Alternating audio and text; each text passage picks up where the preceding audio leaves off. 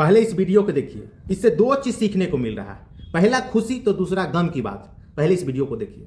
लड़कियों की शिक्षा पे, उनके अधिकार पे बात आई है तो जनता बोलेगी और आज जनता आवाज उठाएगी।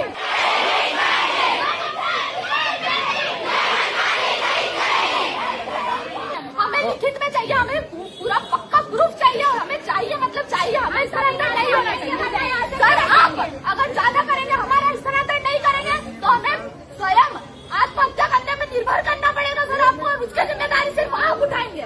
हमारा कहना यही है सर, बस यही कहना चाहते हैं आपसे कि आप हमारा सरेंडर ना करें। क्या अमीरों के सर, क्या अमीरों की बेटियां ही डॉक्टर, इंजीनियर, आईपीएस, आईएएस बनेगी?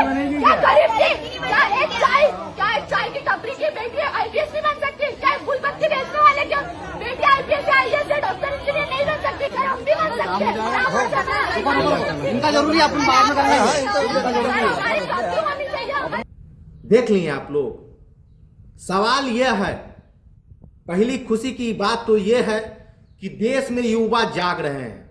वो छोटे बच्चे हो या नौजवान हो या सियान हो या हमारे देश के जो भी नागरिक है वो जाग रहे हैं। अब देश के अलग अलग हिस्से में, अलग अलग राज्य में, अलग अलग शहर में प्रोटेस्ट हो रहे हैं अधिकार की लड़ाई के लिए, अपने हक और अधिकार की लड़ाई के लिए लोग लड़ रहे हैं। लेकिन दूसरा सवाल कि इस छोटे उम्र के बच्चे, जिस उम्र में इनके हाथ में कॉपी कलम किताब होना चाहिए, उस उम्र में ये प्रोटेस्ट को मजबूर है।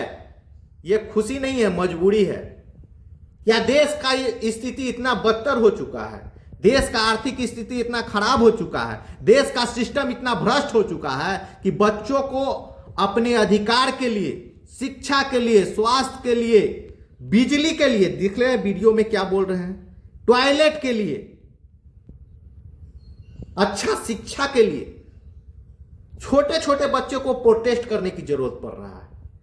इससे हमारे और हमारे देश के जो करता धरता है, इस पर राजनीतिक नहीं होना चाहिए, राजनीतिक की बात नहीं होना चाहिए।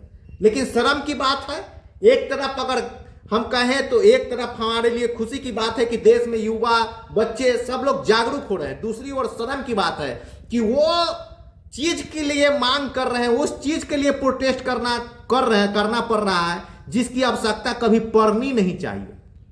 बच्चों को शिक्षा के लिए, बिजली के लिए, पानी के लिए, स्कूल में मूलभूत आवश्यकता नहीं है उसके लिए, टॉयलेट के लिए, सड़क के लिए प्रोटेस्ट करना पड़ रहा है। इस बात से शर्म आती है। क्या देश का इतना आर्थिक स्थिति खराब हो चुका है कि सिस्टम ही भ्रष्ट हो चुका है कि छोटे छोटे बच्चे को जिस समय पढ़ाई पर ध्यान देना चाहिए, पढ़ाई पे फोकस करना चाहिए, उस समय उनको प्रोटेस्ट करने की आवश्यकता पड़ रहा है। अब कुछ लोग कहेंगे कि इसमें राजनीतिक नहीं होनी चाहिए, और हम कह रहे हैं क्या उन छोटे बच्चे को किसी राजनीतिक दल का समर्थन हो रहा है? नहीं, वो लोग भी जागरूक हो रहे हैं। यह भारत का युवा, ये भारत के बच्चे हैं। और आप कहते हैं, हम लोग कहते हैं कि हम विश्व गुरु की ओर विश्व गुरु बनने जा रहे हैं। ऐसे विश्व गुरु बनेगा?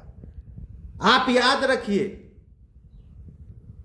विश्व गुरु बनना है तो उसका एक ही मूल मंत्र है, अंधभक्ति नहीं, चमचाई नहीं।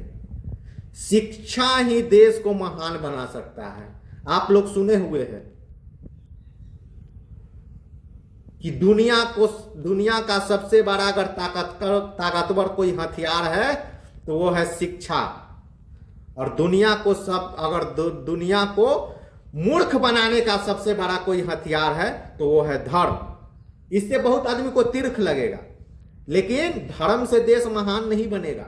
जब तक शिक्षा नहीं होगा तब तक देश महान नहीं बनने वाला है। तो इसलिए हम आप तमाम भारतवासियों की ओर से मांग कर रहे हैं सरकार से कि मूलभूत आवश्यकताओं से वंचित नहीं किया जाए युवाओं को, बच्चों को, नागरिकों को। नहीं तो देश विश्व गुरु की ओर नहीं, बहुत पीछे चला जाएगा।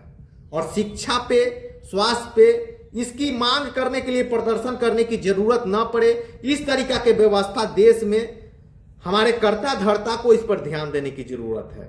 जय हिंद, जय भारत, जय संविधान।